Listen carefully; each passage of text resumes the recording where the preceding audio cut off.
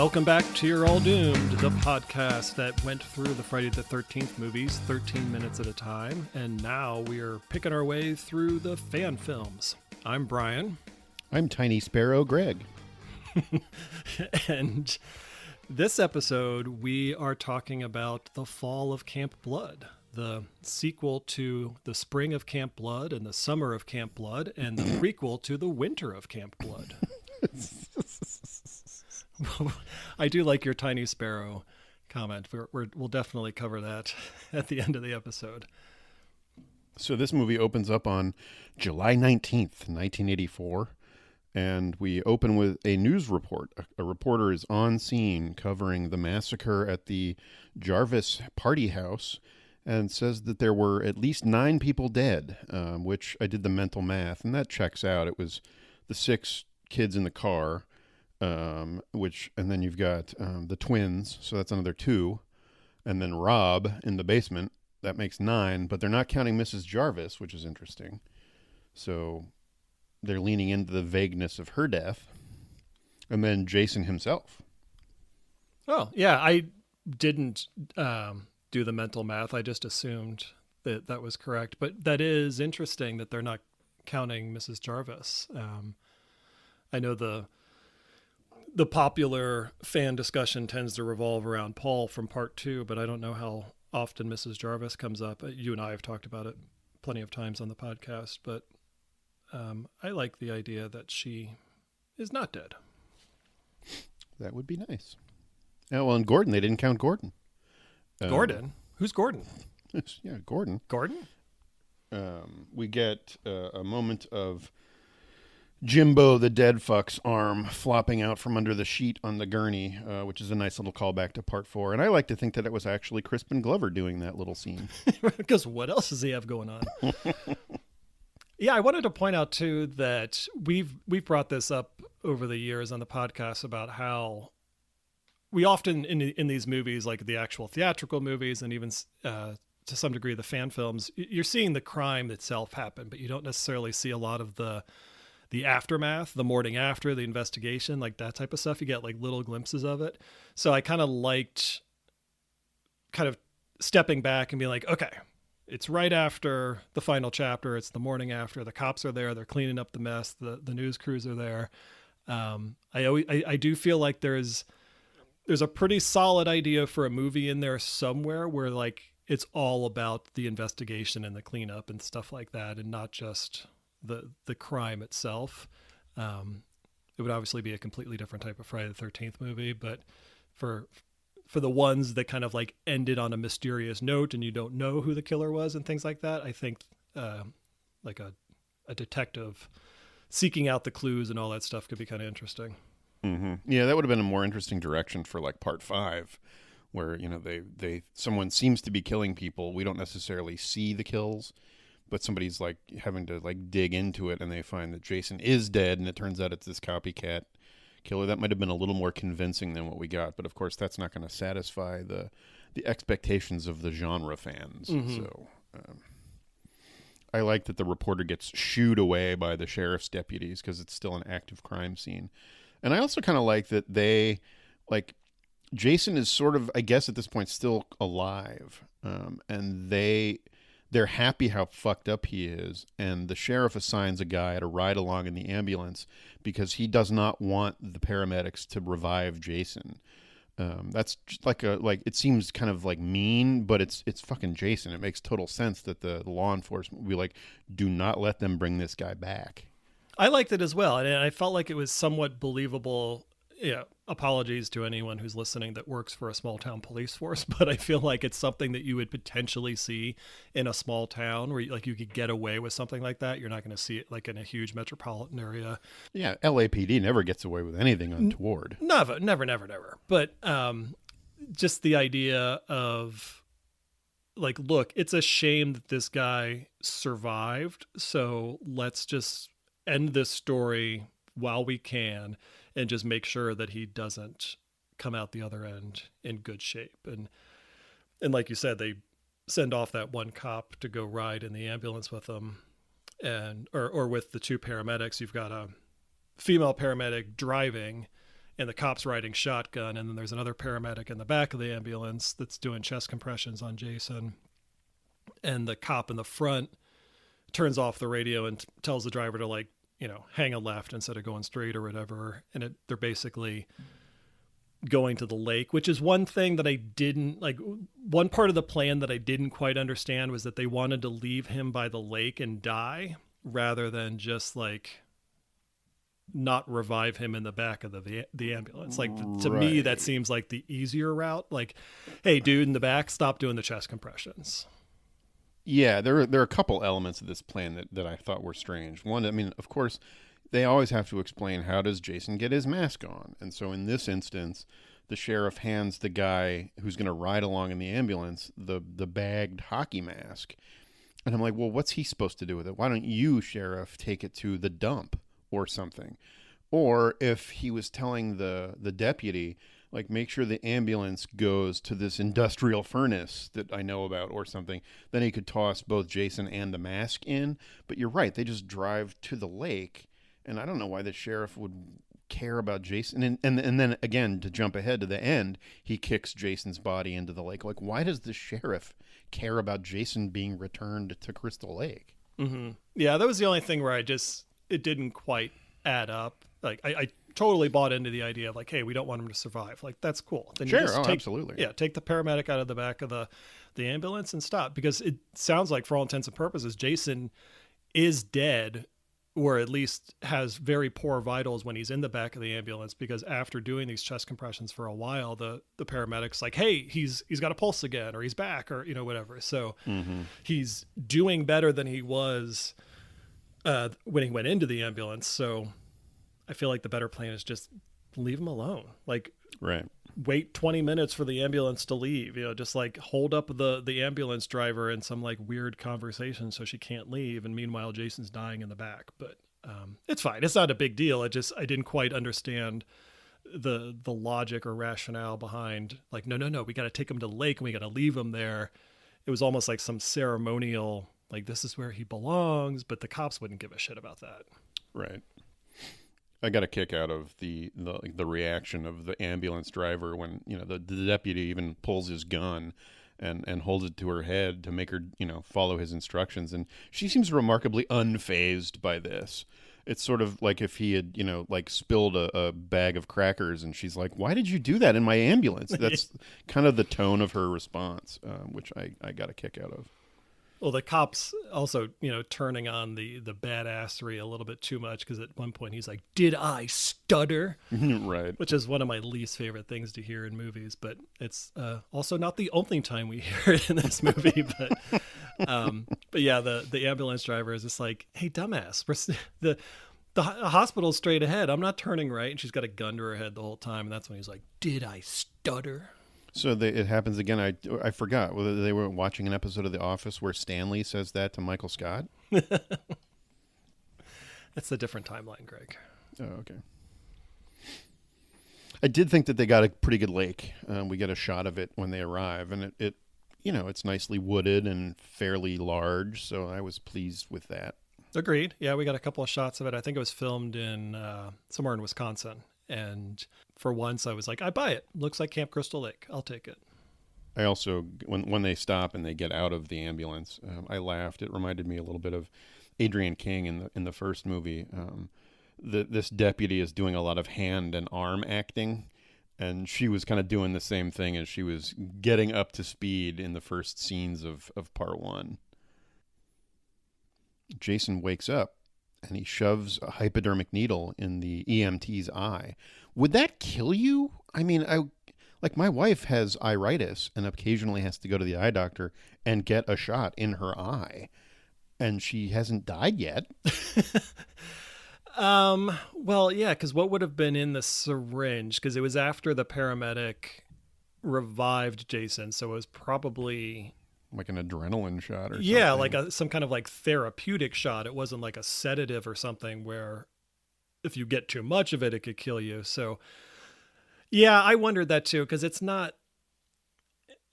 just the needle directly in the eyeball. There's not too much more to it. So I don't know, maybe if the syringe was empty and he's pumping air in there and like I mean, if creates an somebody aneurysm shoved or something. if somebody shoved a hypodermic needle in my eye, I would want to die. But I don't know that I would. It certainly didn't go far enough to like puncture his brain. No, but it was fine. I mean, Sure. Yeah, he didn't have a lot to work with, I guess, in the back of an ambulance. But Well, or didn't he? Because when the deputy who's standing outside goes to open the back doors of the ambulance, Jason fucking defibrillates him, which was that's hilarious. Right. Yeah, that was nice. And that was another thing where when he did it, I'm like, would that really kill the dude? And we find out almost immediately afterwards, no, it didn't kill him. It just put him in pretty bad shape. And so Jason finishes him off by slamming his head in the ambulance door repeatedly, which was pretty great. Yeah, that whole little sequence was awesome.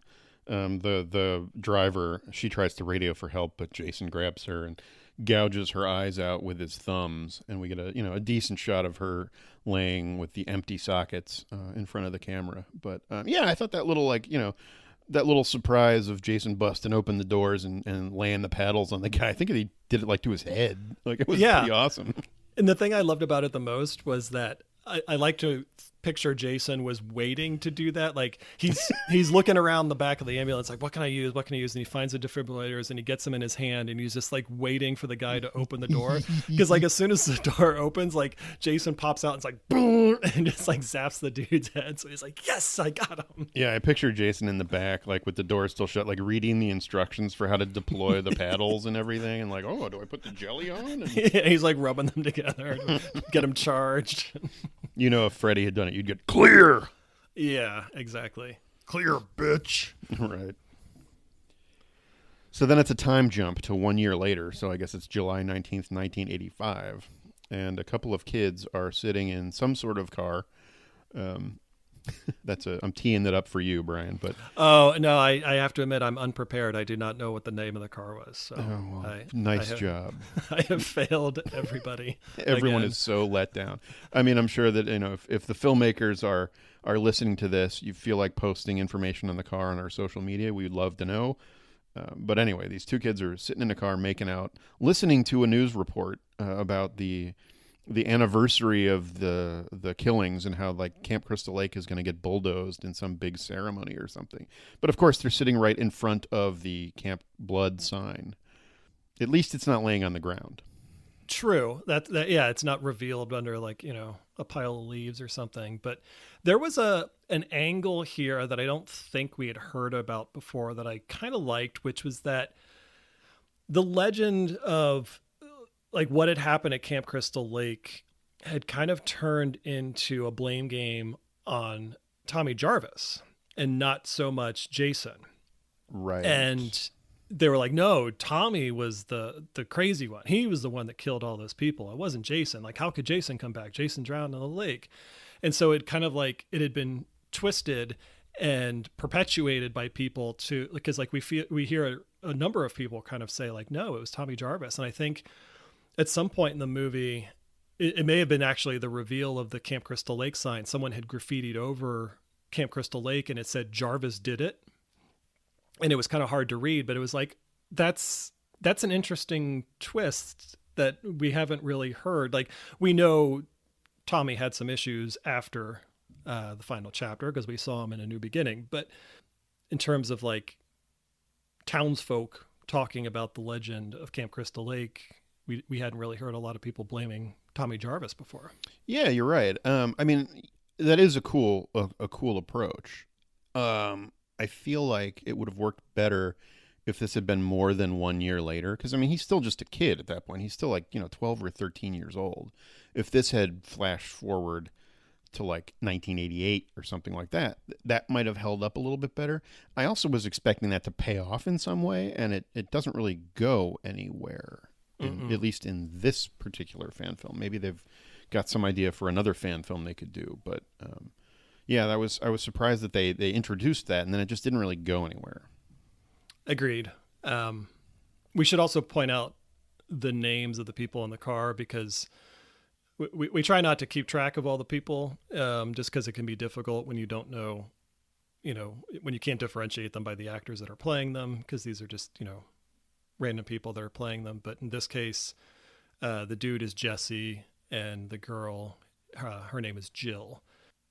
But yeah, back to what you were saying about it not having been long enough for people to really think it was Tommy. I was also surprised to hear, because when Jesse's talking to Jill about this legend and how Tommy Jarvis did it, he was saying that Tommy was already in the loony bin, which we didn't. I mean, we can't really trust the timeline of the original franchise, but he's definitely in the loony bin in A New Beginning, but that's not 1 year after the events of Final Chapter. But in A New Beginning, they don't really tell us that this is the first time he's been institutionalized, right? No, in fact, he's going to a halfway house, so it's like he's on the road to being released. If Matt, the halfway house guy, can rehabilitate him enough, he might be removed from institutionalism at that point. Okay, so it is fair to buy into the fact that he could have been institutionalized immediately after the events of the final chapter. Yeah, I mean, like, there's that shot at the end of the final chapter where he's hugging Trish, and he's got his little shaved bald head. Like, I'm guessing that, like, the ER resident walks into the room, sees that little creepy bald-headed kid, and he's like, "You're going away." Yeah. Do not pack a bag. We'll grab a bag for you. You're going straight there. I like that you bothered to name the characters, because I don't. I just said makeout guy, who I guess is Jesse. He's obviously like a big fanboy or like a big nerd, because he sets makeout girl straight on how the legend really goes, and it's sort of like someone explaining to you what the actual meaning of The Last Jedi was or something. I'm making fun of myself here. I know. I only named these first two characters because it helped the naming conventions for the characters moving forward, because for reasons that we'll discuss, and something that you pointed out on your first viewing was some of these characters are a little bit hard to keep track of, or at least differentiate them. So I just kind of use that the naming of Jesse and Jill as kind of like the benchmark moving forward. But okay, yeah, so Jill is sitting there listening to Jesse's story, and Jill is he says something about how Jason's body was never found, but apparently his tombstone is nearby. And Jill's like, "I want to go find the tombstone," and Jesse doesn't. And I thought that was a nice little twist where it's like the girl is the one that wants to go check out the creepy thing, and the guy's the one that's scared. And so like the girl's the one like that's pushing her boyfriend, like, "No, let's go do this. This will be fun." Right. Like, she wasn't getting creeped out by the story. She actually wound up being so much, more interested in that than going, and like redeeming her ticket to Porktown. So it actually kind of worked against the poor guy. As they're wandering around, there are some cool peeking around the bushes shots that are very reminiscent of like the first couple of movies. Mm-hmm. Like we're assuming it's Jason's perspective. But I thought those were pretty well done. Yeah. They arrive at the grave site, and coincidentally, a large bald man is there digging up a grave in the middle of the night.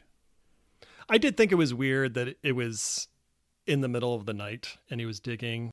It just seemed kind of bizarre that he's kind of like out there and doing it at this particular time. Like, why wouldn't he be waited until dawn? Because it doesn't look like he's made a lot of progress in his digging. It looks like he's just getting started. So yeah, 100% it was weird. I mean, like, if it was like the county cemetery, obviously you want to go and no one might find you. But this is like in the middle of nowhere. Yeah, and no one's going to see you There's anyway. no reason for him to be there in the middle of the night.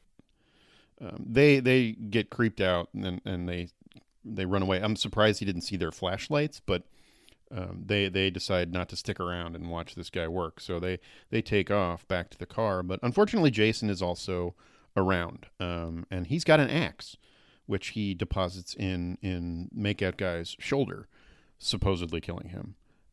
Jill is on the ground and tries to crab walk backwards to safety, but Jason looms over her and smashes her with a title card. The saddest part about this whole story is now that there's a guy out there that no longer is wishing he had Jesse's girl. Oh. Yeah, it's kind of sad. We see a lot of missing person posters in this movie, but the first one that we see was when the Jesse and Jill are running away. And I just thought it was interesting. I mean, probably only to you and me, Greg, but the number to call for more information about this missing person had a 513 area code, Oh, which is Cincinnati, which is where Greg and I are both from. So later on, there's even more missing person posters that are on the wall that have 513 area code. So I don't know if that was just like a random number that the filmmakers picked, or if there's someone on the no, crew it's my phone number. They contacted me and asked if they could use it. You're getting lots of I random get calls phone all calls. the time. Yeah, the people are always asking me about missing kids. I don't know why. We cut to a cheerful scene of a blonde girl number one, packing for like a weekend getaway, and her boyfriend, who is apparently young Patrick Wilson, talking about like her dad and how he was so intimidating, but he was like a nice guy, and I think he's dead. And the boyfriend like was scared of him but liked him, and just some like little domesticity kind of chit chat.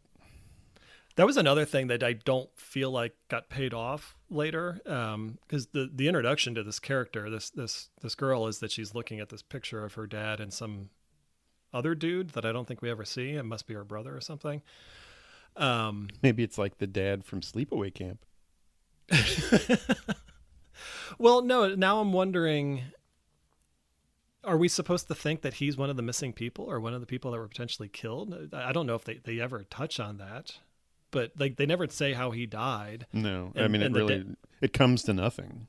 Right. It's just, and like even the reason why they're going away for the weekend has nothing to do with her father dying. It's just, she just happens to be looking at a picture. I think it's just supposed to like give you like setting up some like sympathy for the final girl kind of thing. Okay. Spoiler, Greg. Jesus. Oh, I mean, we know how these things go. Right. It's a car full of pals. I won't bother getting into what kind of car. They crank the tunes and peel out for their weekend getaway. So there's a few people in the car. There's one dude who is probably not coincidentally dressed exactly like Reggie from A New Beginning, wearing like a red tracksuit. And then there's two more blonde girls in the back of the car who I'm calling not Jill, also not Jill, and not Jill either. Because there's another one in the front seat. But it was a surprising amount of time for me to realize there were two girls in the back seat. right. Only the shirt kind of gave them away. But yeah, there's just a lot of characters that kind of look the same. But then there's like Reggie, who's like the cocky dude who's there to have fun. And then Steven, who's the boyfriend of not Jill, is driving. And as they drive away, their license plate it's a New Jersey plate. And I'm not going to spell it out numerically, but it says Nobi Bosco, named after the original camp where they filmed Friday the 13th. So highly unlikely that you'd be able to snag that license plate based on all the combinations of letters and numbers, but I did like it. Gravediggy shows up at the sheriff's station and confronts the sheriff from the a year ago that we were introduced to a year ago. Confronts him about covering up the fact that Jason is not dead, which goes back to my confusion about what the sheriff's plan was. So he wanted Jason to be killed and dropped in the lake, I guess, but he has to know that Jason got away because his deputy got killed. So Jason is still running around and is still a problem. So what's the point of trying to cover that up by putting a fake tombstone in the middle of nowhere? That, like, I mean, I just don't understand why the sheriff isn't like, we got to evacuate the fucking town, or like, we got to, call in an army of 5 commandos to hunt this son of a bitch down in a cool action scene. Or, I mean, it's just like, I don't get what the sheriff's end game here is. That is because he's still got a Jason problem. Yeah, that's a good point. I think because the way he responds to this guy, the gravedigger, and we'll get into who he is in a second, but the way he responds to him is kind of like the common trope that we see in a lot of these Friday the 13th movies, is like, hey, stop poking your nose around places that you shouldn't be poking your nose around. Just leave it alone. Don't get this guy upset. And so I think it's like kind of the sheriff saying, not coming out and acknowledging that he knows Jason isn't really buried where his tombstone is, but more just like apparently he hasn't done anything, I guess, since the massacre that we saw in the final chapter. And so he's just like, let's just not upset him, stay out of the woods. Let's not give him a reason to wake up and start killing people again. But yes, there's lots of flaws to that, because why wouldn't you be dedicating all of your time to stop this guy? If you were so willing to commit this conspiracy to kill him and, not have him be treated and survived and taken to court or jail or whatever they're going to do with him, if you're going to go to those lengths, why wouldn't you also, when you know he's still alive, do everything you can in your power to go track him down and kill him? But Right. it doesn't seem like, you're right. The cops just kind of like, we feel like the best approach is just not to do anything, and maybe he'll just go away. Well, just pretend he's dead. Yeah. Which is clearly not working, because there are a shit ton of missing kids in this town. So, I mean, you have to assume that Jason has been picking people off for the last year. So maybe, here's the thought. Maybe the cops are the ones who are like spreading the rumor that Tommy was somehow involved as part of this cover up. Like, it's not Jason, he's dead. Maybe it was that little crazy kid that got institutionalized, or like a copycat, and that's how they're explaining all these continued disappearances.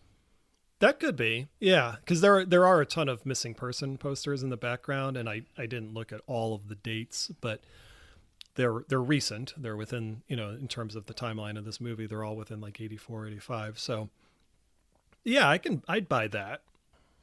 That way the cops are kind of like washing their hands, like, hey, we didn't do anything wrong. Like, Jason's gone. Right. Like, he's dead. You don't have to worry about him. It's that Tommy guy. We can't do anything about that. Right. I picture the sheriff out with a paintbrush, like, he painting on the sign, the Camp Crystal Lake sign. Hee. Yeah, Jarvis did it. Fuck, I spelled Jarvis wrong. So it turns out that this gravedigger guy is the brother of two victims. And even though he says his name, it's James Dyer, I didn't catch that at first. It took me a while to figure out he's Rob and Sandra's brother, Rob from part 4 and Sandra from part 2. And part of what made me not catch that is that he looks nothing like either of them. I disagree. The resemblance is uncanny. There are two, like, Rob is identifiable from his lush flowing hair, and Sandra is identifiable from her enormous breasts, and this guy has neither of those things. He's played by Peter Anthony, who was the creator of the Roseblood fan film, and he's a very hulking kind of, bald, bearded guy who, could absolutely kick my ass in a fight, so I'm not going to say anything mean about him. But he doesn't appear to be related to those two characters. So it's an interesting direction to go in. It's a stretch. Yeah, I don't mind the idea that there's this third Dyer sibling. But I just, the fact that Peter Anthony is playing him, it's like, oh, okay, you're going to have to suspend my disbelief just a little bit here. I mean, I hope there's like 7 or 8 more siblings, and like one of them's black, one of them is like in a wheelchair, one of them is, I think it should be like a menagerie of family members in the Dyer family. It's just like this, like, foster family where they all just inherit the parents' names. It's just like this random group of people. I like it's that. Like 8 is enough or something. Right. He gets so pissed off that he pulls the bulletin board of missing children off the wall, which is kind of shitty because, that's there for a reason. And so now it's just like ruined. I wrote down some of the notable names on the missing person posters, and I'm sure all of these people are, either, crowdfunding people or people that were on the crew or friends of the crew. But there's, I hope they're not actual missing children. Right. Well, based on some of their nicknames, I don't know, but there's one guy named Powell, and his middle name or his nickname is Camp Face, and his last name is obscured. But like, what is Camp Face? Like, oh, you got a total camp face. I don't know. I care not to speculate. Right. There's Chad Copeland. Where'd they get that one? I don't. Jamie the Razor's Edge 22 Hall, which sounds like a AOL instant message screen name or something. Rob the Pelican Man Napier. I really want to get into this one. He's a big fan of the Pelican Brief.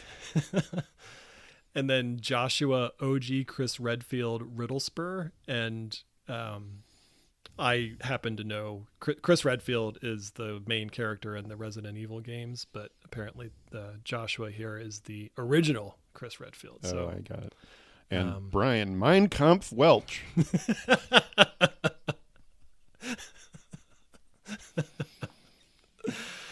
Yeah, I'm not missing. I'm right here.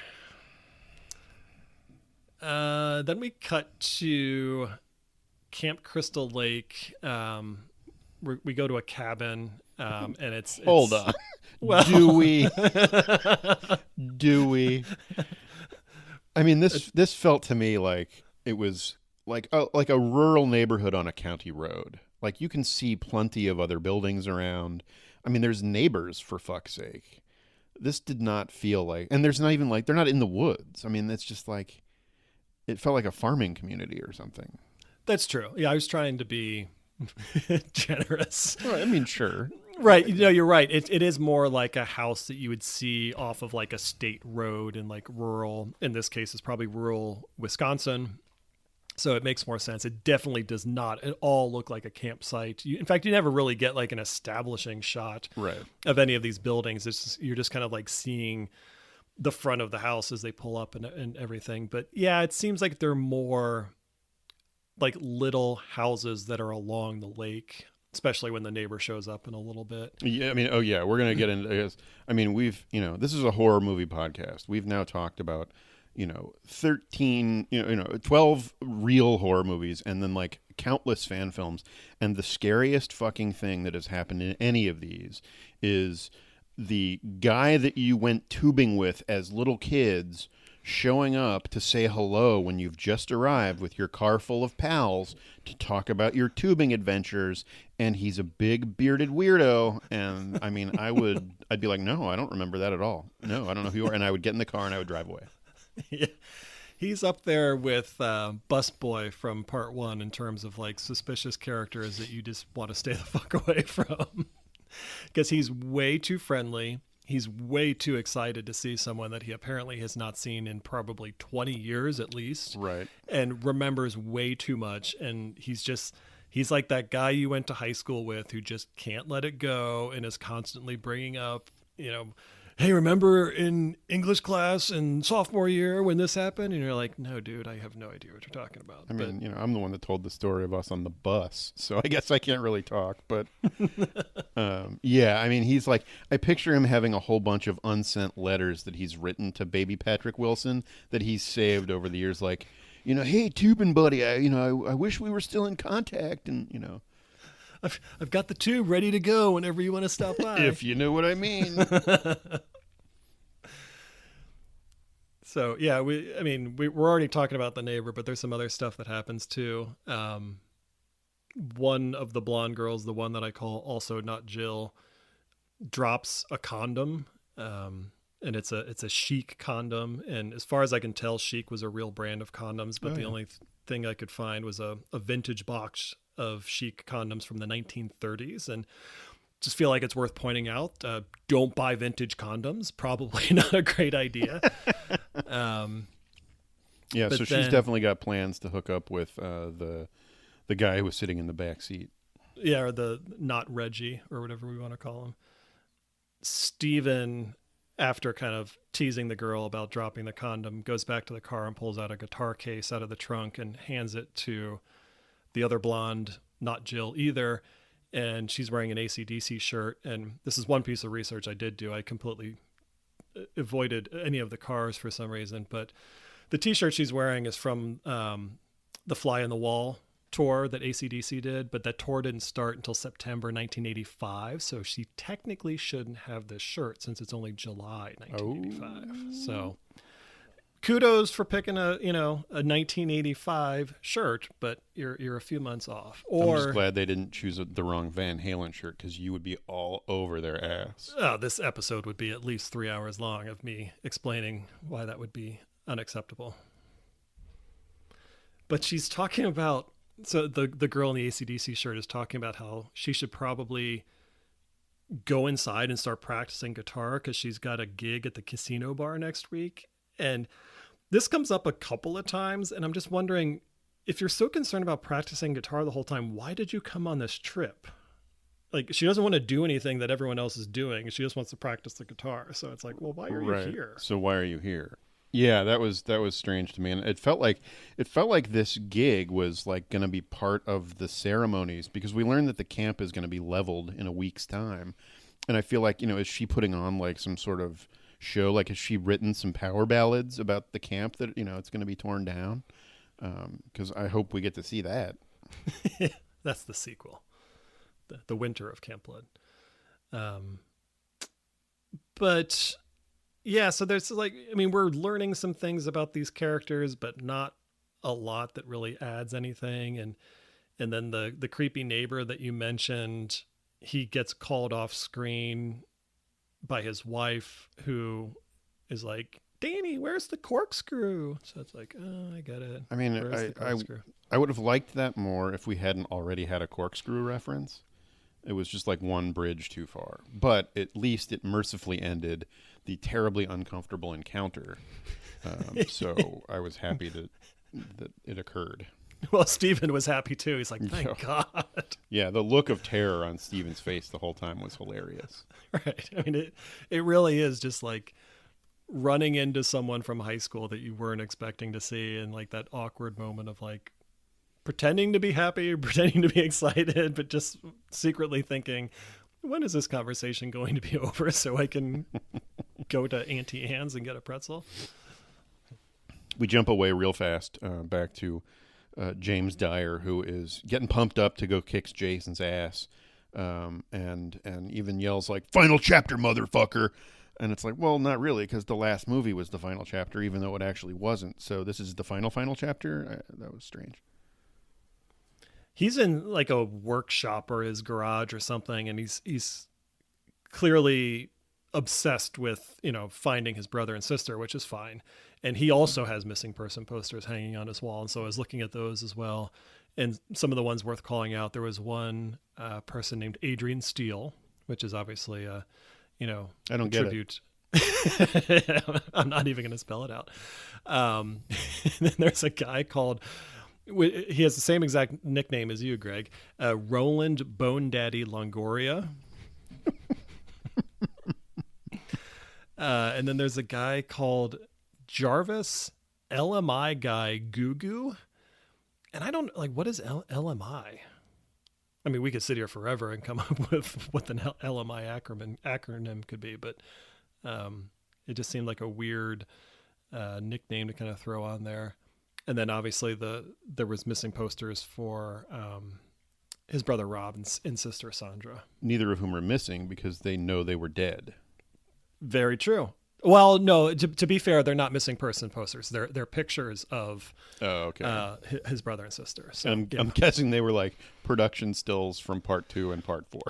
Yes. And then there's also a hilarious when James is like, final chapter, motherfucker, and he stabs his knife into the wall. There's this like newspaper clipping of Jason, and it's even worse than that like paparazzi shot of Jason that we see in the original movies. In part 5. It's like, this one is like, I think it's a combination of like that photo, but then someone had like drawn like a photorealistic like hand that's like reaching out at the camera, which is really funny. Yeah, that caught my eye too, but I think it's supposed to be like, even in the context of the newspaper, it's supposed to be an artist's rendition. It's not that Jason grabbed the guy's camera right before he killed him.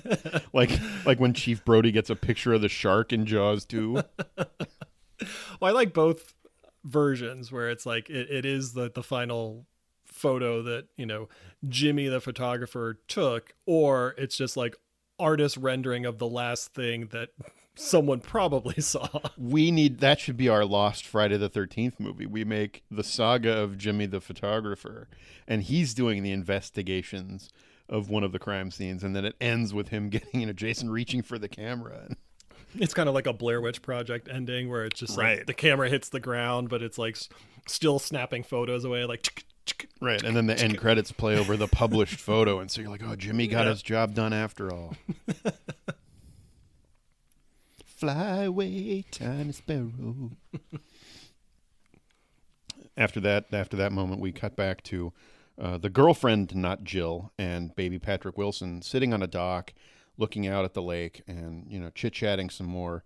And even though it's not quite yet their first anniversary, he gives her present early, and it's a darling silver locket. Have you ever tried giving your wife a locket? I don't know why I'm pausing. I mean, the answer is no, but no. And I don't know. Like, I've never understood the whole idea of a locket and like like opening it up and like seeing a tiny little picture. Like, first of all, where do you get those tiny pictures? And like, how do you get those developed? And like, They're artist renderings. Like, could you just like, cut it out and then like hope it, you had the right dimensions and you kind of like stuff it in the locket. But no, I don't understand lockets.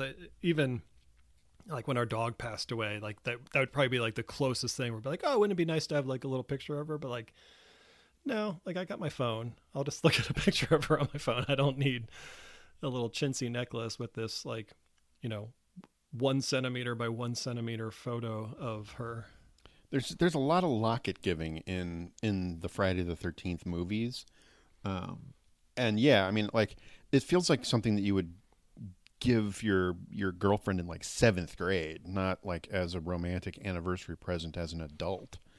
Yeah, unless it's like a picture of your dick in there or something. Need to be a really long locket. Why is this locket so twisty? You need Xiaflex. We cut to inside the quote unquote cabin where not Reggie and also not Jill are getting ready to play strip beer pong. And we've made a point to be very, very kind in these fan film reviews about not making fun of acting. And I'm not going to make fun of acting because I know that these are like amateur people, but this is the first time where it like really jumped out at me how important good acting is, because this is supposed to be a sexy scene and it is the opposite of sexy. It's almost comedic the way that it's happening. And it's just kind of funny where, she makes the shot and she's like, okay, take your shirt off. And he's like, okay, I will. And then like he makes a shot and like, okay, you take your shirt off. Okay, here it comes. I'm taking my shirt off. And it's just like, yeah. Yeah. It was, I mean, we're supposed to believe that she's just as interested in this as he is, if not more so. And she is not selling that at all. It is a very monotonous performance. I almost felt like, and the reason why I'm kind of making fun of it is because I was almost felt like that she was trying to like trick him. Right. I'm going to get you to take all your clothes off and then I'm going to run away and be like, haha, dumbass, I'm not going to sleep with you. And exactly. Granted, it didn't get that far because the conversation gets interrupted when Steven shows up, but it was just as we're about to see some midriff. Right. It's like, that's what it seemed like. But then later off, we find out like, no, she really is interested. So well, yeah, they had already established that she did want to pork him because the condom fell out of her bag. So I mean, that's like, right. If they hadn't had that little moment, then yeah, it would have been like, oh, is this a prank or is she totally into this guy? Mm-hmm. And then the gang it's nighttime, and the gang is sitting in front. They're roasting marshmallows in front of a fireplace. But this whole scene looks like it was lit by the cherry from a police car. It's got this very magenta light, and I noticed that it's actually flashing in a pattern. It's not the random cracklings of a fire. It's a blink, blink, blink, blink, blink, blink pattern that was hilarious. I didn't pick up on that. I like the idea that maybe it's like they just pulled someone's car up backwards and like they have the hazards on or something. Right, or they like lit a road flare and that's what they're cooking their marshmallows on. Yeah.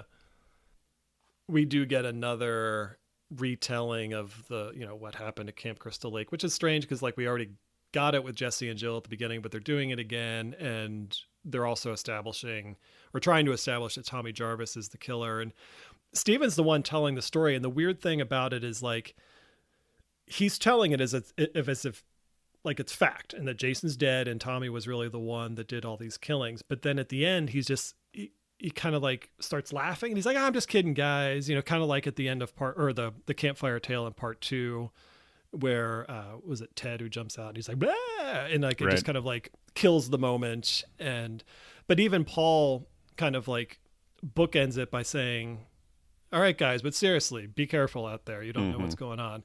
But the way it ended, it made it seem like Steven was joking the whole time. So it's like, well, what are we supposed to believe? Like, do they really think that Tommy Jarvis did it, or are they joking around? Or it just kind of set a strange tone. I just wasn't sure if he really believed this and was trying to convey this story to everyone else. I have to confess that I was not paying attention to the story at all because of the flashing light and also the hilarious fact that Guitar Girl was sitting there holding her guitar the whole time, which is my other worst nightmare, which is when I'm sitting around a group of people and somebody has a guitar as though they're threatening to burst into song at any moment, and then you have to sit there awkwardly with a half smile on your face while they're, playing you, the Yellow Brick Road song or something. Or Dave Matthews or something. And it's worse if it's like someone you went to high school with. But this is like the other example where the girl with the guitar, because the group says that they're going to go into town and hit the bar. And girl with the guitar is like, I need to stay behind and practice. And it's like, then why the fuck are you here? But one of the other blonde girls, I don't remember which one, says that it's a good idea that she stays behind and practices, which I thought was kind of shitty. But she also goes on to say that she's the best guitar player she's ever heard. Now, keep in mind, it's 1985, so like Eddie Van Halen does exist, right? There's a second Van Halen reference for you. But yeah, we've heard little bits and pieces of this girl playing, and let me tell you, she needs to keep practicing. I think that the blonde girl says, no, you need to stay here and practice because like she's a pain in the ass and they didn't want her to come to the bar. That could be.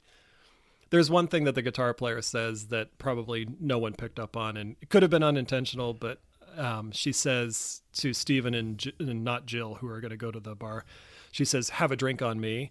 And Have a Drink on Me is an AC/DC song. So cute. Yeah. So from that point on, every time she spoke, I was like, is it an AC/DC song? Guys, I'm back in black. Wow, you really shook me all night long.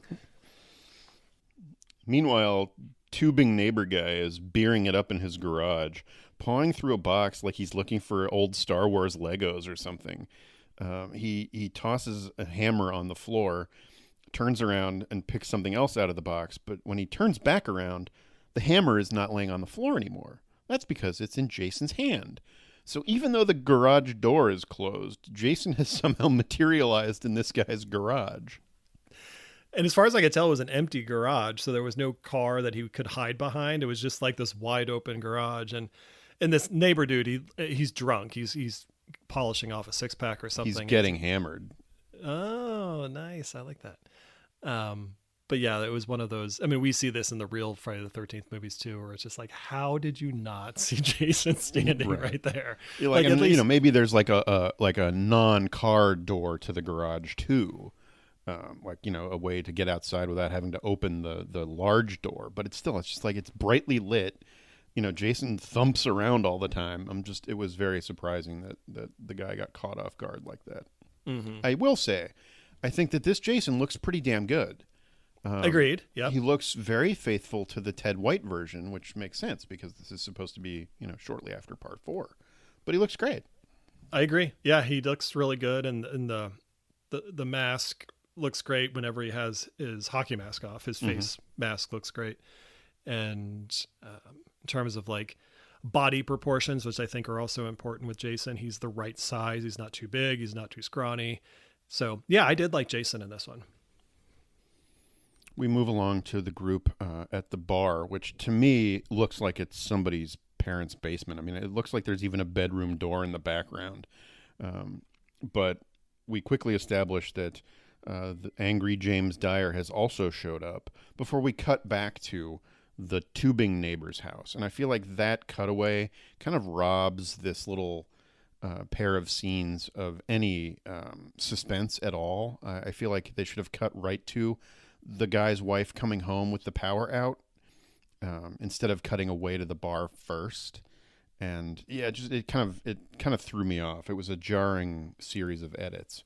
It was a little clunky too for a couple of reasons. One, this is the first time we're seeing his wife, so we're seeing this character show up on screen, and we're like, "Who the hell is this?" And I think she does call out the guy's name, but I wasn't really paying attention what the neighbor's name was. It was Tubing guy, tubing guy. But she shows up, and but it is funny because she's like, "I got takeout from Sunrise." And I don't know what Sunrise is. Maybe it's like a local, reference to, the filmmakers or something. But it was just like the added emphasis on it. Like, ooh, it's from Sunrise. Maybe that's her code word for sex.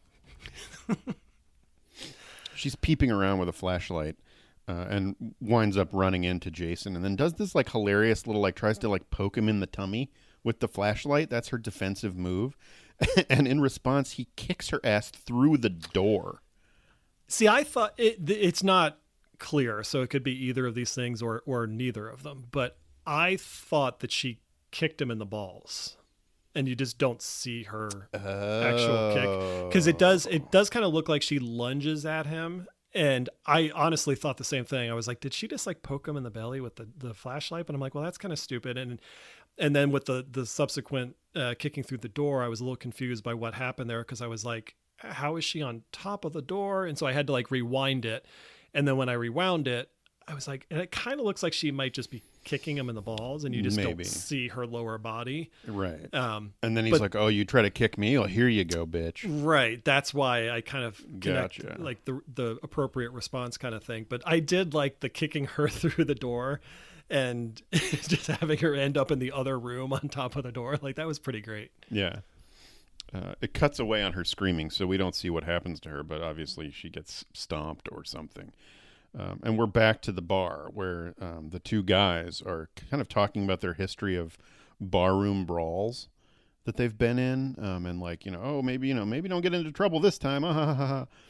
And Patrick Wilson talks about how at one point he had to end a bar fight by doing a Superman punch on the guy. And I had to look that up because I'm like, what is a Superman punch? And it's this MMA move where you leap into the air and then slam your fist down into the opponent's face. I'm like, you were doing that in a bar fight? Yeah, neither of these guys look like they're getting in bar fights. They just look like typical suburban kids that are not exactly looking for trouble, but right. For whatever reason, and again, it doesn't pay off, but for whatever reason, they're trying to set up that these two guys are badasses.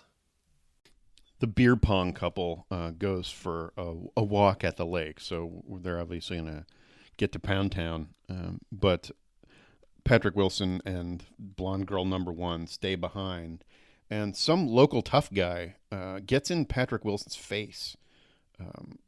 Why are you people here? You're causing all sorts of problems. Jason's here because of you, and starts really getting in his face, and to the point that James Dyer has to stand up and kind of confront this guy and tell him to back off, which commence a big bar beatdown with no Superman punch, even though the local tough is played by an MMA fighter. Yeah, I was going to make all these jokes about the appearance of this guy because he has no neck and he's covered head to toe in tattoos, including on his face and everything. But then when I saw he was a professional MMA fighter, I just really wanted to compliment how handsome he is, and his acting is fantastic. Probably some of the best acting I've ever seen. And I really hope he has a long career, not only in acting, but in MMA. And I hope he wins many championships. So yeah, no, he seems like a lovely human being. And yeah. I'm thrilled that he's in this movie. Yep. So good for him. James Dyer takes the couple outside, warns them not to go back to their cabin, and says Jason is still out there. But it's why is tonight the urgency? The camp demolition is a week away. people are coming back into town because of all this. But he's like, don't go back to the cabin. Like, why not, go back to the cabin, get your stuff, and get out of here. But he wants them to, like, leave right away, or, like, check into a hotel or something. It is weird, and I couldn't help but laugh at the parallels to season 13 of our podcast, where we concocted a Friday the 13th part 13 movie, and part of the premise is that the camp was it being demolished, or was it? Yeah, it was being demolished, and that's kind of like what awakens Jason.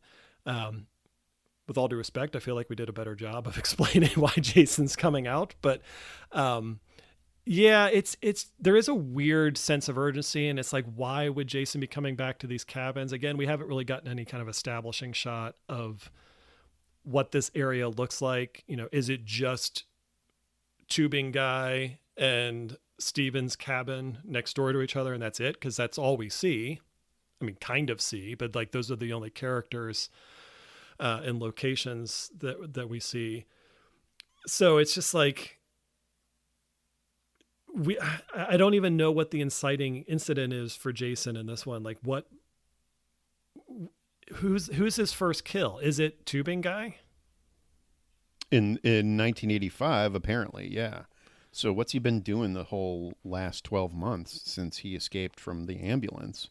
Yeah, because tubing guy, it seems like he's lived there forever. Right. And he has not left. So he hasn't necessarily done something to piss Jason off. It's not like he just showed up into town to clean out his cabin. Like, I think he borrowed Jason's hammer, and Jason was pissed that he hadn't given it back after so long. So he went back to the garage to get his hammer back, and then just like, you know what? Fuck you, tubing guy. Or he heard tubing guy talking to Steven about wanting to go tubing, and Jason's like, what the fuck? I've been here the whole time, and you've never once asked to go tubing with me. Good point. And I love the lake. I'm a really good swimmer. Right. And then he's like, now I'm pissed. And so then he starts killing people. Bingo, you just solved the puzzle. Okay, there we go. Yeah. I mean, I feel like that's a deleted scene. It shouldn't have been, yeah, but it explains a lot. But yeah, I mean, all kidding aside, it is kind of weird where it's like all of a sudden there's this sense of urgency, and James is telling him not to go back to the cabin. I'm like, well, what's so special about the cabin? Like, wouldn't the entire town be, dangerous if Jason has really come back? But right. The only reason they do go back is because Guitar Chick is back there practicing, and Marcus or Reggie, whatever his name is, it is Marcus. Sorry, racist. Him and that other girl go back to the lake, which I guess is like outside of the cabin. So supposedly, although again, like you say, that was never clearly established. No. So, but that's the reason why Steven's right. like, we have to go back. We got to go back and get our there. friends. Yeah. And James agrees. Back at the cabin, Jason has walked into the room to listen to some of the best guitar playing in the world. And suitably impressed, he pulls the plug out of the amplifier and strangles her with it, only to the point of unconsciousness. At first, I was disappointed because I thought that seemed like a really lame way to kill her. But it turns out that he was just trying to like get her on the floor so that he could smash her in the face with her guitar, which was great. And we haven't seen a guitar kill since Jason Takes Manhattan. So right. It's always good to see that. Yeah. The truck arrives to pick up their friends, and James says he's going to go down by the lake to check with a flashlight. And blonde girl number one hears the feedback from the amplifier and goes into the room, and we don't see it, but she sees whatever horror Jason has done to her friend, and freaks out and is terrified and calls for her boyfriend, etc., etc. I do want to call bullshit here for a second because you're not going to be hearing feedback on a guitar if it's unplugged. Oh. I mean, I suppose the amp could be, well, no, even if like the guitar was like sitting next to the amp, but you're not going to get feedback if it's not plugged in. Well, so I mean, like, I think that, Jason, once he smashed her face, he plugged it back in because he wanted to try and practice Stairway to Heaven a little bit. And then he heard the truck pull up. He's like, "Oh shit!" And I'll buy it. Yeah, he like does like a Pete Townsend swinging power chord or something. It's like, and then all of a sudden they're like, "Oh shit!" and he throws it on the ground. Exactly. I'll buy it. That's fine. Yep. James Dyer is just kind of wandering around outside with a flashlight and abruptly gets run through with Jason's machete. It was sort of out of nowhere. It happened a lot faster than I was expecting, and I guess there's a little bit of justification later on about why this battle is so short, but yeah, he gets completely run through with the machete. And the thing that I thought was weird is after James hits the ground, Jason tosses the machete on the ground, like next to James, and then walks away and then grabs an axe from somewhere. I don't know where he got the axe from, but it was just convenient. We know why he tossed the machete because we needed James to have it later. Spoiler, he doesn't die. But that reminds me though. The tubing guy was not Jason's first kill in 1985. It was the makeout couple in the car, and he killed them with an axe. Okay, you're right. So that's the inciting incident where they showed up on camp. Potentially the first people that have showed up since the massacre in 84. Other than the guy digging up the grave, but yes, I mean, yeah.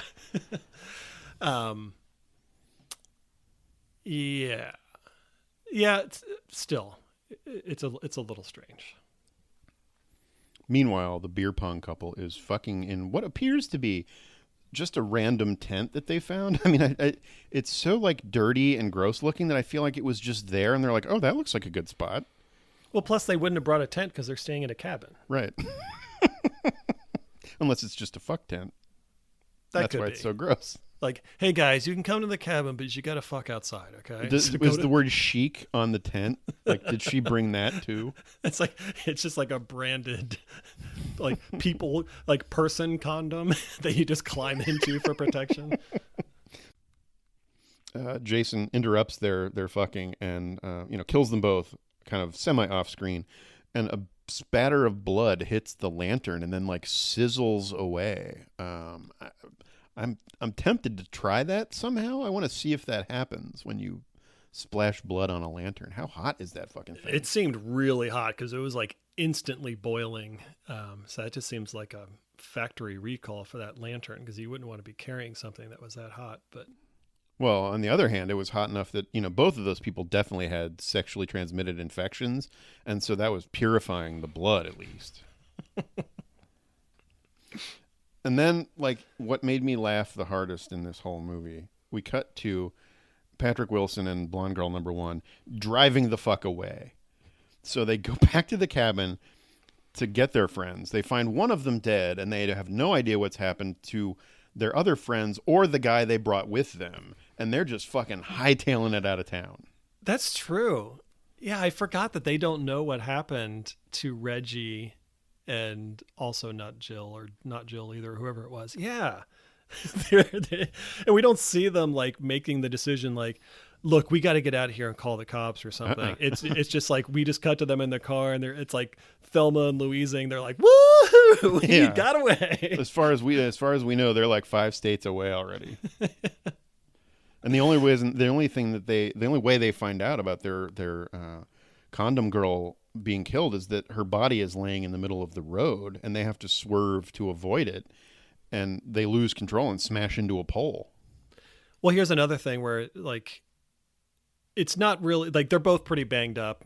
Steven and not Jill are banged up, but not Jill examines Steven for like maybe 5 seconds and then it's just like, well, he must be dead. And she just leaves. She gets out of the car and then she regroups with James like very, very quickly. I forget where they meet up, but he's just there. He like shows up by the side of the truck, seemingly fine, even though he's been impaled with a machete.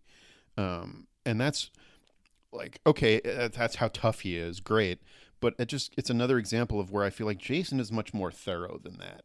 He would have made sure that guy was dead. That is true, because there's not a lot of moments where a victim of Jason or like one of Jason's victims has an opportunity to get up and fight again. Like he makes sure the job is done. And so that's why I thought it was strange that he just tossed the machete aside. Like, no, you're going to take another shot at him. Like, we've seen it multiple times in this movie where he used the defibrillators on the guy's head, but then later smashed his head in the car door to make sure he was dead, and then used the guitar cord to strangle the girl, and then hit her over the head with the guitar. So the fact you're going to get a machete that goes all the way through you, and you're just going to be like, "Oh, I'm fine. Let's go do this." Like, it's possible it missed vital organs, but you're going to be bleeding a shitload, and you're not going to be just, at full strength, and like it appears he is right now. Yeah. I mean, I do think Jason would have learned his lesson after Ali in part 3. So that kind of rubbed me the wrong way. Definitely. I mean, we do see in another shot or two later that James is staggering a little bit. I think at one point he even goes to his knees, but he toughs through it. So, I mean, yeah, I guess it's just supposed to show how much of a badass he is. They, instead of going back to town, which we know is in walking distance because the condom couple had left the bar to go for a walk at the lake and wound up back at the cabin. Excellent point. Instead of going back to town, they're just like randomly wandering towards some houses. And one of them looks a lot like the Blair Witch house, frankly. Mm-hmm. Well, don't they end up in a barn? Yeah, there's no one's answering the door at this house. That's right. And so James is like, well, let's go look for a car in the barn. And so that's where they wind up. They gear up to, I guess, fight Jason. Yeah, it's unclear what they're doing here. Obviously, like when they went to the house and knocked on the door, it's like, okay, they're looking for help. And when no one answered, then I think the barn was probably their last resort, where it was kind of like, we're either going to hide out here or we're going to look for weapons here to defend ourselves or whatever. But it was a little like they never vocalize what they're going to do while they're there. But my absolute favorite part of this movie is when they're in the barn. So it's James and not Jill are in the barn, and Steven from the car crash just strolls up and he's covered in blood. And his girlfriend goes, "Steven, I thought you were dead." And his response is, "That's okay. You had no way of knowing."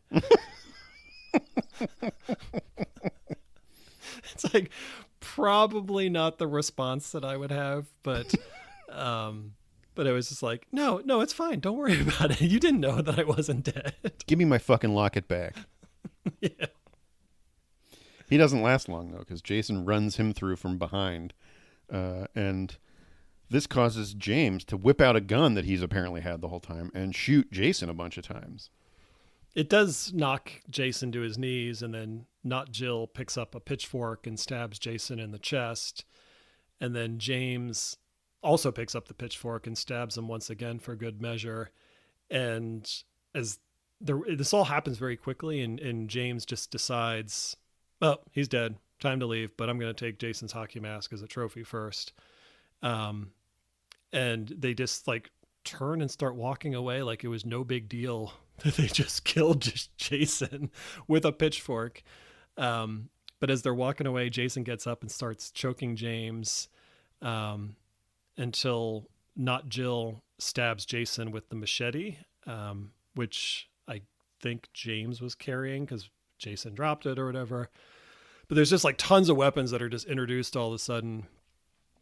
And so Jason has killed James once and for all. No, or taken him down at least. And then Jason very much not killed James. That's right. Yeah.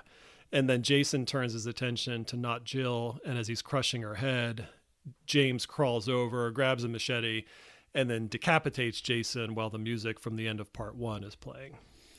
And I mean, that is a risky move because he had to judge perfectly the length of the machete, his distance from Jason, and his distance from not Jill. Otherwise, he could have slashed her face open with that cut. Yeah, there's a couple of things I want to talk about. I mean, one, again, they're walking away from this whole ordeal like they just won a game of cornhole or something. Like it's just no big deal. They just decapitated this dude. But I wanted to see what you thought. Now, I understand this is a fan film. You can kind of do what you want in the FCU, the fan cinematic universe. But I thought it was a little strange that they decided to make this a direct sequel to the final chapter, where they decapitate Jason, which essentially ends the rest of the franchise. Like, there's no more Friday the 13th movies after this. Right. And we've seen other fan films that kind of like connect dots between two of the actual films, and that's fine. And none of them have really like dramatically changed the course of the storyline. But in this one, it's just like, no, it's over. Like, it's done. There's not, I guess there could still be a New Beginning movie because it's Roy, but there's certainly not going to be Jason Lives or anything after that. So I want to know like what you thought about that decision. Yeah, I mean, you're right. They're inserting a retroactive continuity that ends the franchise at a much earlier point than we've seen. I mean, I'm guessing that means that that the creators aren't big fans of anything past Part 4, and so they're willing to jettison. I mean, everyone has their personal preferences, but I think it's generally assumed that Part 6 is the only other really good one after Part 4. So if you're willing to let that one not happen, sure, create your little sequel to the final chapter and end the franchise there. I mean, if this was a studio release and sort of rewriting the saga, sort of like Halloween has done by erasing previous sequels, I'd be much less interested, because this is a fan film, and we've been enthusiastic about trying new things or going in different directions. It didn't bother me at all. No, I mean, it's not like I was infuriated by it or anything. I thought it was interesting. It was just an interesting choice to make, where it's like, hey, we are choosing to end things right here. Well, yeah, and it's interesting because Peter Anthony, who produced this or helped produce this in some level, as well as being in it. I mean, he is obviously a fan of Part 7 because he made Roseblood, for crying out loud. Very good point. Yeah. But then the last shot we get is the one you mentioned earlier, which is just the police officer that we saw at the beginning of the movie dumping Jason's body and mask into the lake. And it's just like, why do they always put the mask in the lake too? Yeah. Why wouldn't you just mash that shit up with a hammer and throw it in the garbage? Well, because you said it. You have to have a way for Jason to get his mask back. But if there's no head to put it on. Well, there may be some sequel plan that we don't know about. Right. But, where maybe it's kind of like a headless horseman situation where Jason's body is carrying around Jason's head while he wears the hockey mask. Well, that'd be kind of funny, actually. I would like that. Especially if they're like constant, like the two things can't communicate with each other, so they're constantly in disagreement about. He's like bad at it. Yeah. Yeah. The head wants to be like, no, that's not how you do it, but the head can't talk because it's Jason. So this is I was gonna kind of save this as a topic for the very end of this episode, but I feel like this is a good place to bring it up. What this has inspired me to want to do is for you and me to make a really fucking shitty fan film. Just make it awful, because those are the ones that I've had the most fun watching. This is relatively competent. It's fine, but I find that less interesting to watch. We've talked about this before, where my favorite one so far, until Jason got his little partner, was the one that was filmed in northern England, because it was just so off the rails amateur that it was much more entertaining to me. And so I'm like, we should get $200 and just make the shittiest quality fan film. We can write the hell out of it. It could be a very well written one, but just the worst execution imaginable. Not even get people who want to be actors. Just miss the mark in every possible way. Yeah. The shitty, the lake is someone's fish pond in their backyard, and the cabin is in a neighborhood. You can clearly see other houses next door. Right. Where it's in a city apartment building. Yeah, exactly. Yeah, I'm reluctant to give away any more ideas in case we decide to do this. But I do like the idea, and not justifying it or setting it up in any way, but just be like, "Hey guys, I hope you like our fan film." Yeah, and right. like, and just seeing what the reactions are, like seeing the comments on YouTube. People are like, "What the fuck?" Like, And why like is he not wearing a catcher's mask instead of a hockey's mask? or just like a hockey helmet with a clear faceplate. And just presenting it as fact. Like, no, this is what Jason is. Like, Right. Jason has always worn a catcher's mask. What are And you not doing? like make it a spoof. Like I'm not talking about like making it intentionally like a Sharknado kind of bad. Not at Like all. No. but just like our resources are so limited that we are cutting every possible corner. But yeah, I love the idea of him carrying his head around being bad at it. So that's pretty much the end of this. Yeah. Other than the theme song that plays during the closing credits, which you've Wow. alluded to a couple of times. It's just Wow. like, I'm not going to criticize the musicians. Like the song is the song, whatever, but it doesn't fit at all. It feels like it would be something that we would play at the end of our Friday the 13th movie. So I mean, yeah, it's called "Sail Away, Tiny Sparrow," and I will say, like, I'm not a musician. They performed this song much better than I would. I think there was something about the way that it was mixed that made it sound a little bit almost like karaoke to me, and I found that pretty funny. But it turns out it was written by Harry Manfredini. No shit. It was written as a background song for the diner in part one.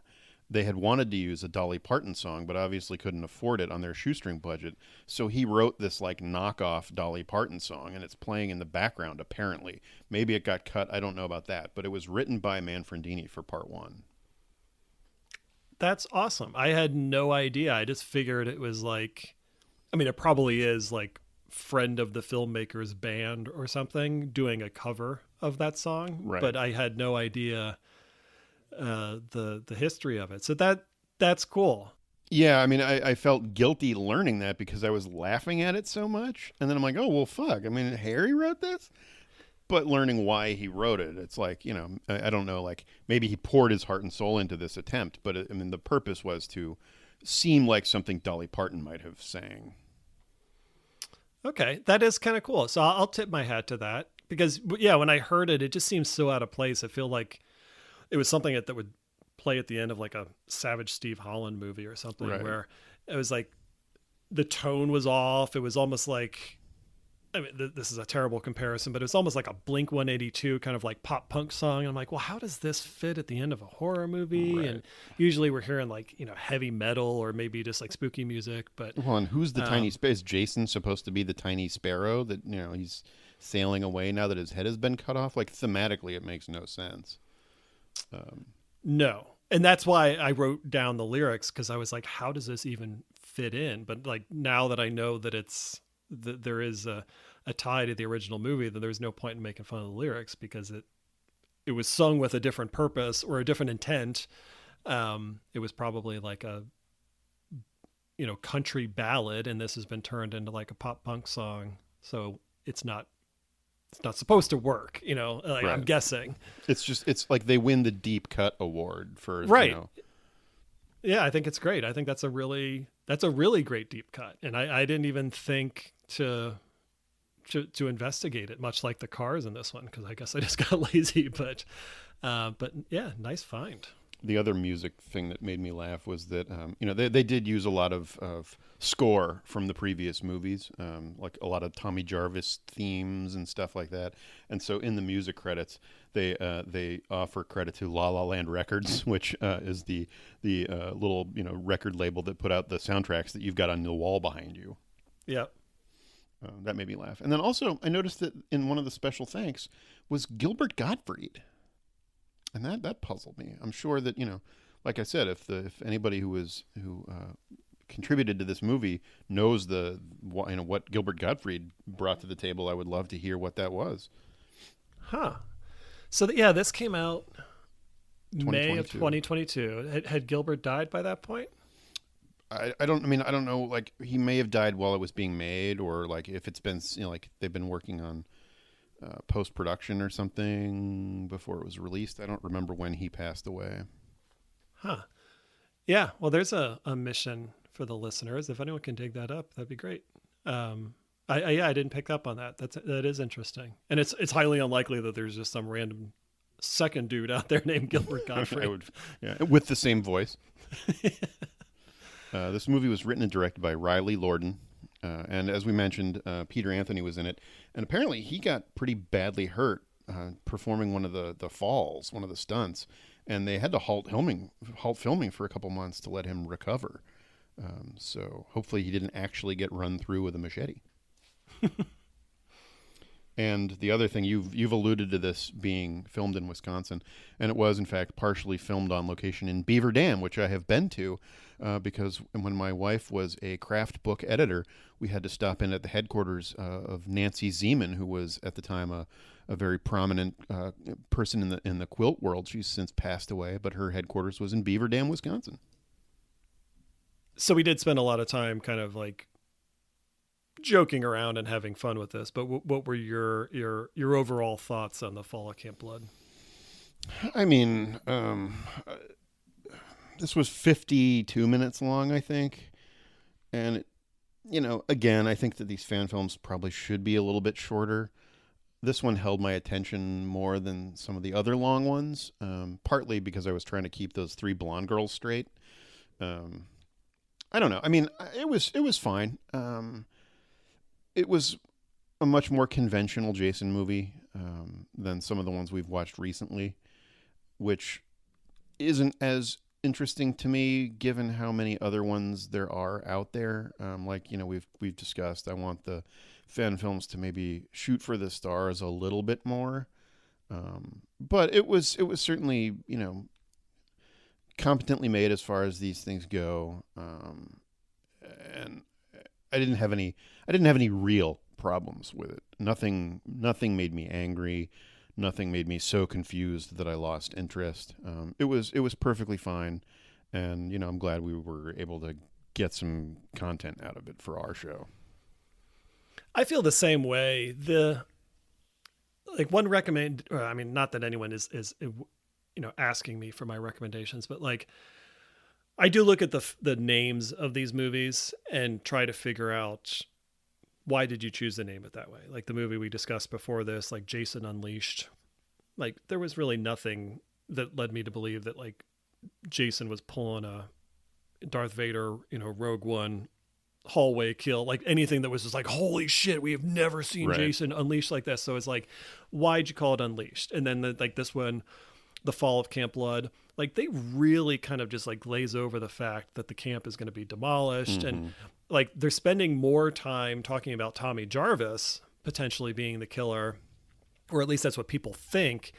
Like you mentioned, I'm surprised they didn't try to like pay that off somehow, where like the big reveal, like there's no reaction of like, wait, you're telling me that it wasn't Tommy Jarvis? Like it seriously was Jason? Like there was no like big revelation that, people had, which would have been interesting to see. And like, I know we're not going to actually, in a movie like this, we're not going to see the demolition of the camp or anything, but there was just no sense of urgency to anything. It was just like this throwaway line that they were going to demolish the camp, but it doesn't really explain why Jason would come back a year later. And okay, maybe it was the amorous couple that was canoodling in the car or whatever at the beginning, but it just sounded like a episode of Cheaters there.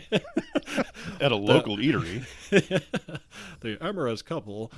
Yeah, I mean that's not a criticism. I think the recommendation would just be to like be careful with what you're naming your movie. And if you're going to name it something like The Fall of Camp Blood or Jason Unleashed or whatever, and I'm not picking on these two in particular, it's just the most recent ones, but it's like pay it off somehow and like make it, explain to us why you're doing this. And I think that would help. But That's a really good point, because I mean, yes, the Fall of Camp Blood is meant to present a sense of finality, and I don't feel like this movie delivers that sense of finality. I mean, we see Jason's head get cut off, which you and I, that's how we ended our fan written movie also. but then they just kick his body into the lake, which we've seen, like, it feels like 100 times. And it didn't have a sense of full closure that something like The Fall of Camp Blood title leads me to expect. And now, it's a fan film. They have limited resources. They can't show the demolition. They can't necessarily give you that sense of finality, but I feel like they just kind of ended it the way a lot of these movies end. And it didn't necessarily earn that title, even though they established why they're calling it that. I think there's two quick fixes to it. You could call it The Fall of Jason Voorhees, which it absolutely is. You have that justification. He gets his head cut off. Like, that's it. We know it's over. And again, limited resources, giving filmmakers the benefit of the doubt. But like, one way you could kind of tie this all together is, instead of throwing Jason's body in the lake at the end, you see like bulldozers pushing rubble over Jason's body or something, where it's like there's some like poetry to it, where it's like, now you are buried, you're here to stay, or they're pouring concrete on him, or laying the foundation for whatever is coming next. Like, again, we're not going to see that in a fan film, but and it's probably not fair to criticize a movie because of the title, but we've seen, this is like our 11th or 12th fan film or something, and a lot of them have like creative names to them, and so it's like, I think it's fair for the viewer to be like, why did you call it this? And so, again, I'm not going to, criticize anything, or that's not going to be my main criticism of the movie. It's just something that I'm thinking of when I'm watching it. But it's a fair point. Well, I mean, like, the next one we're going to watch is Voorhees' Night of the Breast. And if there's not like a giant boob floating around, I'm going to be mad. Right. And why is it only at night? Why can't the breast come out during the day? But yeah, I thought, other than the fact that the three, or actually there's four blonde girls that looked very similar, that kind of made it fun, because like, as I'm watching it, I had to kind of like come up with nicknames and everything for them. And there were some interesting things that happened, like with the neighbor that shows up and everything. But like, I thought it was well done. And I do kind of sit up in my chair a little bit more when these fan films try to tie it directly to a previous or future film that we are familiar with. And it's like, oh, okay. I kind of like wring my hands together. I'm like, I'm curious to see what they're going to do here. How are they going to connect the dots between what happened between part 4 and part 5, or whatever the case is. And so that's why I was just kind of left scratching my head at the end of this one, where it's like, well, you didn't connect the dots. Like, you crumpled up the paper and set it on fire. Like, there's nothing, like, nothing can happen after this except the Roy story.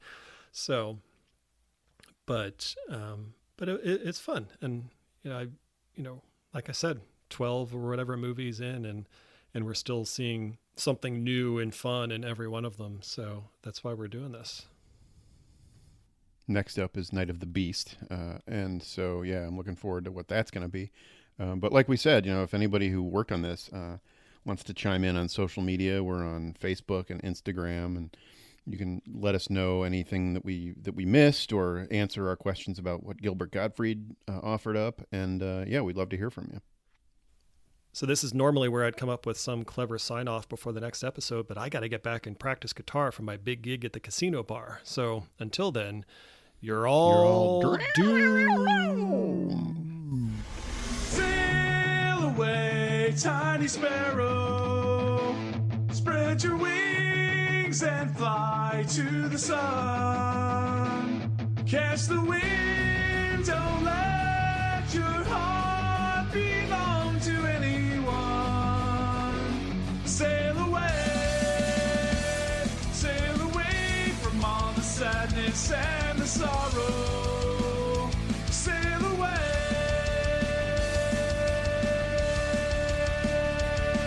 All your friends would say that love was made in heaven.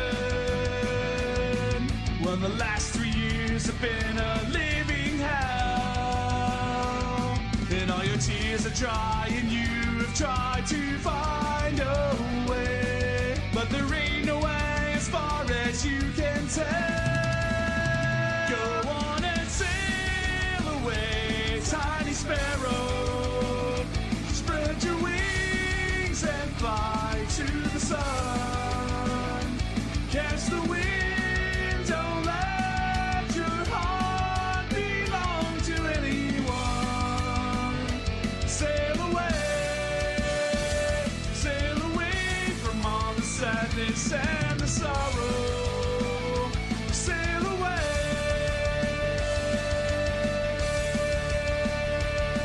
So the way to lose yourself, fly for freedom. Find the feelings that you're always dreaming of. Try with all your might to see the light within your heart. You know that you're the one you've got to learn to love. Go on and sail away, tiny sparrow. Spread your wings and fly to the sun.